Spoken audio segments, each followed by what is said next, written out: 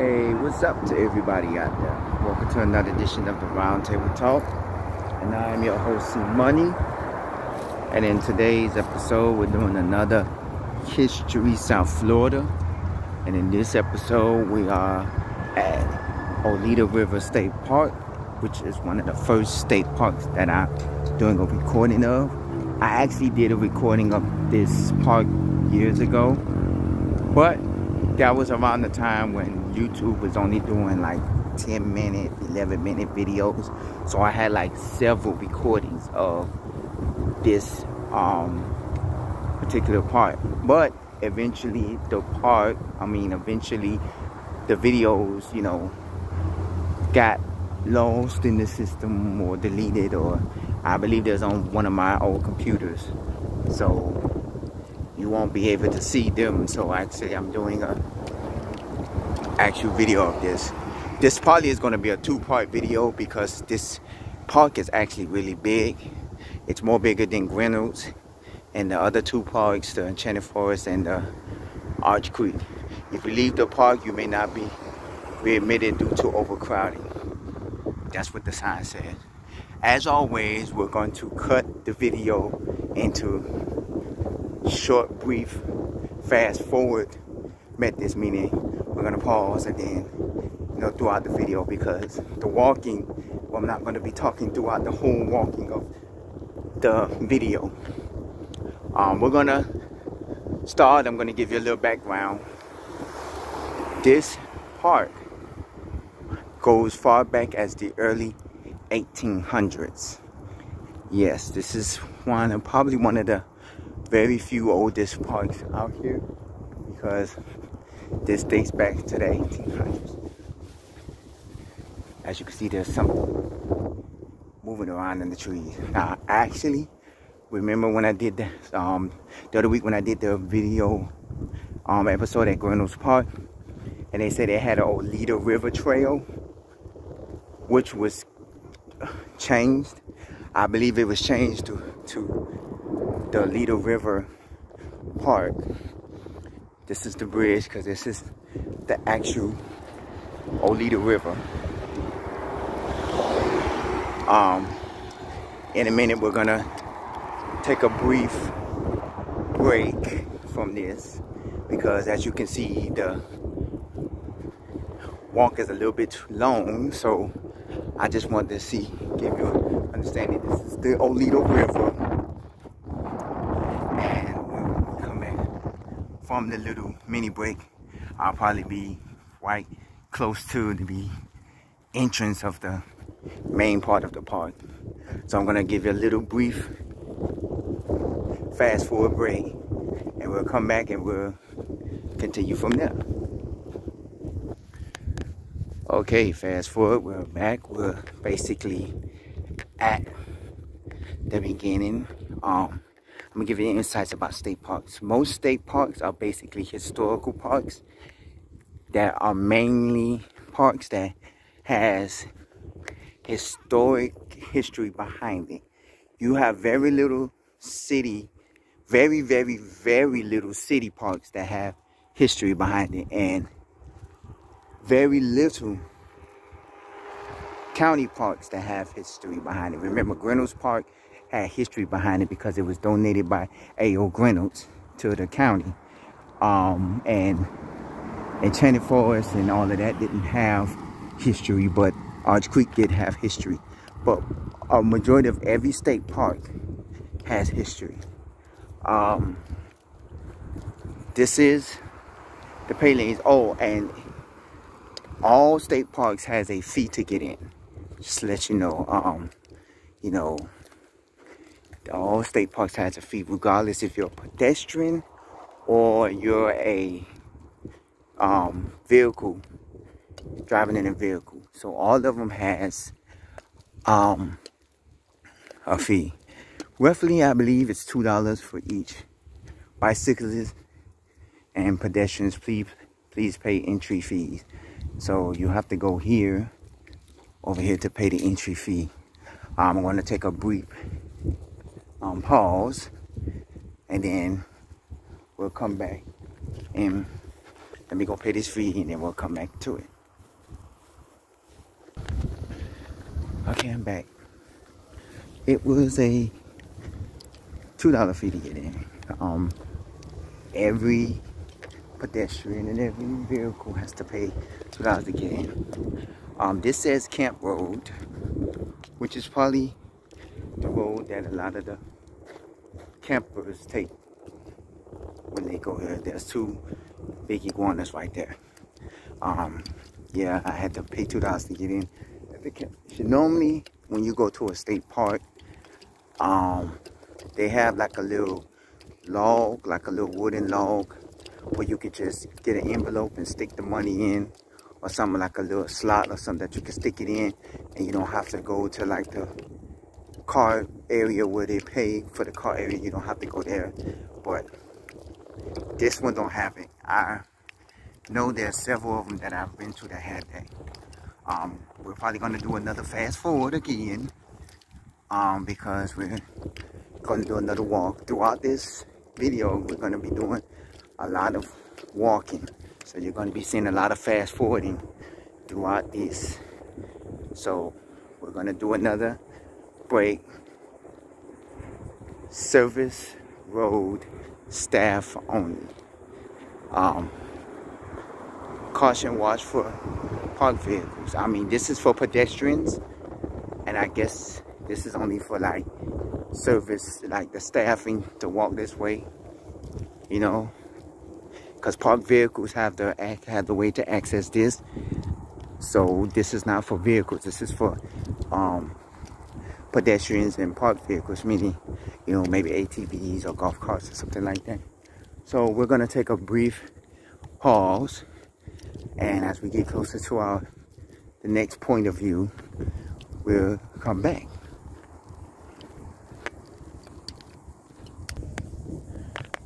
Okay, we're in the middle of a fork in the road, meaning which way to go. Go to this way or go that way. But for purposes, I'm gonna go this way because I believe, if my understanding, this is the way to one of the spots I'm about to tell you about.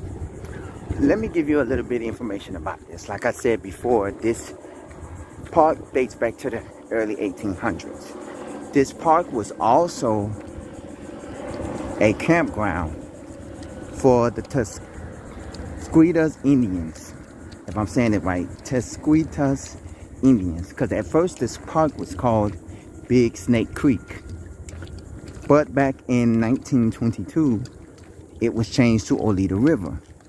Now, how Oleta River got its name, I didn't get my research on that, but apparently, you know, the river was a long river, because the river went all the way to the Everglades.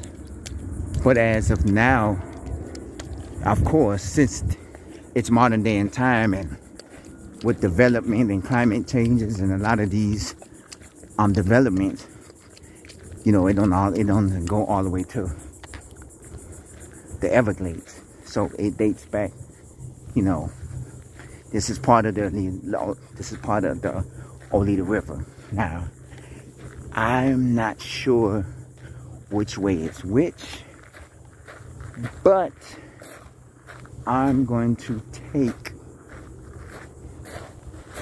maybe I'll take this way. One thing interesting, actually I'll take this way, because one thing interesting about this park that you have to know about is that,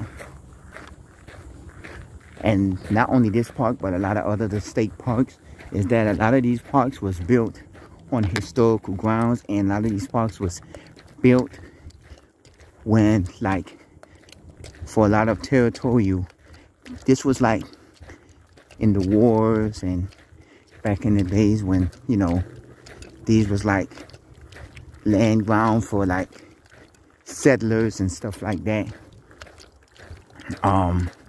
So you get an understanding that this is more, you see there's a lot of trails, but we're not going to do the Pacific trails. And as you can see, that a lot of these trees have been destroyed due to Like I said, as always, tropical storms, hurricanes, bad weather, a lot of these trees. And then as they was destroyed, they're just left there. You know, they don't have any means of being like removed or anything because it's natural habitat in nature, and a lot of these animals and these wildlife uses this. See, like a lot of these trees and stuff has been on. So a lot of these historic things are gone. Yes, this is the road I wanted to take. I'm going to show you in about a couple of minutes on why this is one of my unique parks, because there will be a future episode at this park. I'm not going to give you a guaranteed on when. I believe,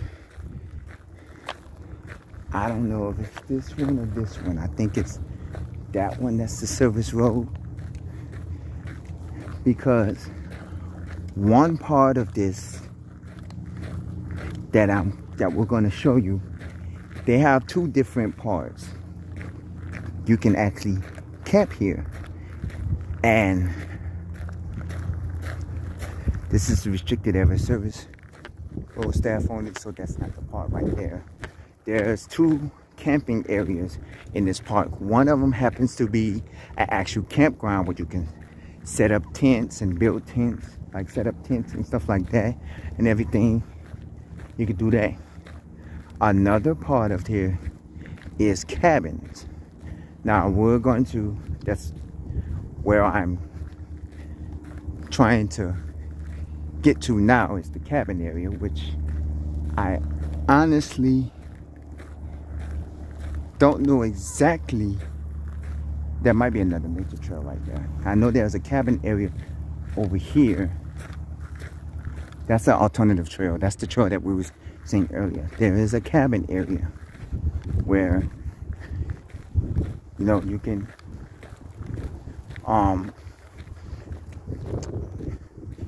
rent a cabin. I'm gonna show you that in about a little bit. We're gonna take a quick break and then come back. Take a little pause and then we're gonna come back. All right, we are fast forwarded. We are now in the area that I was trying to figure out. You know, when you go to these state parks and these big parks, you gotta learn your way around it. Some of these parks don't have maps, so you have to learn your way around it.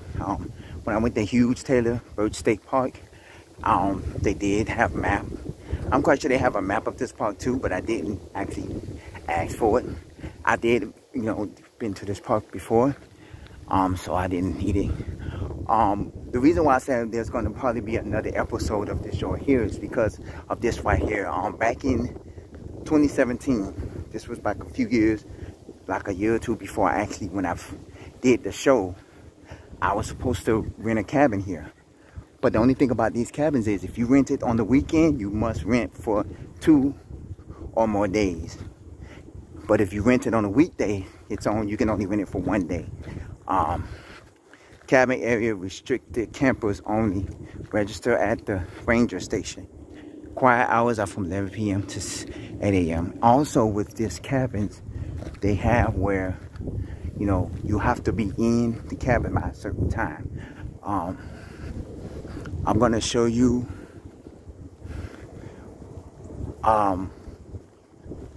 one of these cabins, if I'm not mistaken, is ADA compliance, meaning that it is wheelchair accessible. That's what ADA means. But I'm gonna show you, somebody has their mobile home right there. But we're gonna show you these cabins. Now, what's amazing about these cabins, they're actually modern day cabins. Meaning, okay, we're gonna go to maybe this one. And we're gonna show you how modern day they are with these cabins. I don't know if any of these cabins have people living in them, but we're gonna find out. Like some of these cabins, when I first came, they had a swing. This one, the curtain is closed. I don't know if you can actually see. I know at one point they had it where you can see inside the cabins. Let's see if you can see inside this cabin. I can probably see inside of them. No, they have curtains to the cabins. There are like maybe 14 to 15 cabins. See, you have a picnic table, you have a pit here, and a grill here, where you can actually, you know, barbecue. They have air conditioners, and I'm quite sure they have plug-ins where you can actually, you know, charge your devices and everything. Only thing they say is that they would like for you, they don't provide televisions and communication devices like TVs and radios and stuff, you know, because they want it to be actually like camping. So a lot of these look like a lot of these are rented because they have people are here. You know, I see there's a car here, so there's like 14 to 15 cabins. Now, right here is the shower area. You know, where you have to actually go in and shower, and you can take a shower, and, you know, you have to use the restroom and stuff like that. Over there, I see there's lizards and things, you know. I don't know. You know, that's why I say there will be another episode where I'll be doing an episode where you can see the cabins, inside of the cabins, and we'll probably get a nightly tour of this location. I don't know, you know, I was supposed to do it with a girl I was talking to back in 2017, but, you know, due to, you know, being said, then I was supposed to do it with my family, but my family wanted to do the weekend, and I'm like, the weekend, they say if you have if you want to do it on the weekend, you had to buy 2 days or more instead, and on the weekdays you can do 1 day. At the time it was only like $55. It might still be $55 because that was back in what, 2017 when I wanted to do it. So basically you can do it like that. We're gonna go look inside. Is this the women's? That's the women's side, so we're not gonna go that side, but these are the cabins. There are about 13 or 14 of them. Let's take a look inside. Oh, they're locked. But you get an understanding that this is the shower area, and also this is where you can shower and anything. So this is what it looks like. All right. We're gonna go back out of this area because there's more of the park that we have to see, and there's more that I have to show you. So, but this is the cabin area, and as you see, they're promoting some thing on flyer. But this is the cabin area. This is mainly secluded from majority of the park because, you know, there's a lot more to this park that you don't know. So we're gonna take a quick break because I have to get out of this section to get back to the other part of the park because this park is split up. In this area, if you pass this area and go further down, because when I last visited the park, there was a camping area. See, this is the water area, and they have that blocked off. You know, you can go over there. You can probably, you know, that's no parking there, but you can go over there and you can probably camp, and not camp, but go near the water. And they had like a little pit because a lot of the trees that's there right there wasn't there when I last visited. So we're gonna take a quick break and go fast forward, and we'll come back or leave the river. Fast forward, we are out of the cabin road and the cabin loop. We're about to wrap up part 1 of this session, you know, because part 2 of this will be the other area of the park which we're coming up to. This side of the park doesn't have a walking path. Like most state parks and like most places, they have man-made trails, meaning trails that was man-made by humans. You would think that this is like a golf course, the way that it sits, but coming up this way is where you can kayak, you can swim, because for a state park, they actually have a beach and they have a fishing area. As you can see high rises because we are still in North Miami Beach. Not North Miami, but North Miami Beach. We are still in there. We're gonna take a brief break and come back to as we get closer. Okay, fast forward. We are now, it says Oleta River State Park Trailhead. This is going to be the ending of our part 1 of Oleta River. Do not unload personal vessels. Proceed to lots 5 and 6. This is where you can purchase bikes and kayaks and things over here. You know, they have the kayaks over here. Sadly to say, they don't have paddle boats. I wish they did, but you know, this is a trail that they have. But this is where you can purchase that, and I'm quite sure you can also purchase snacks and stuff here. But yeah, this is kayaking and stuff like that. So you can actually do that here, which I'm not ashamed to say I can't swim. See, oh, there's people just on the kayaks now.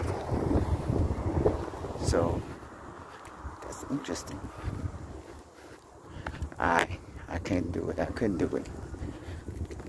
That's the area where you can go into kayak.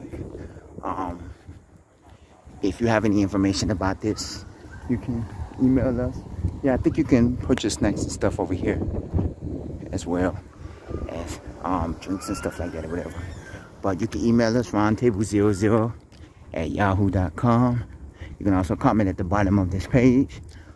This is part 1 of the Oleta River State Park, and I gave you part 1, which was basically the front end of the park, the cabin loop and everything. We can't go in the camping area because that's restricted. Where you can actually camp, that's a restriction area. So we're in the parking area now, but eventually we're going to be heading to the beach and the swimming area. But that's going to be in part 2 of this episode.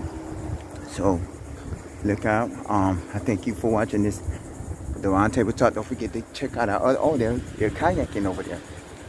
I thought it was something in the bushes, but they're actually kayaking through the water. I can never do kayaking. That's a little bit too rich for mine. A little bit too risky. There's a lot of iguanas over here, so I'm gonna try to go over a little bit. But this is the Roundtable Talk. Thank you for watching part 1 of this. I will see you in part 2 of the Roundtable Talk. And I'm your host, C Money. All right.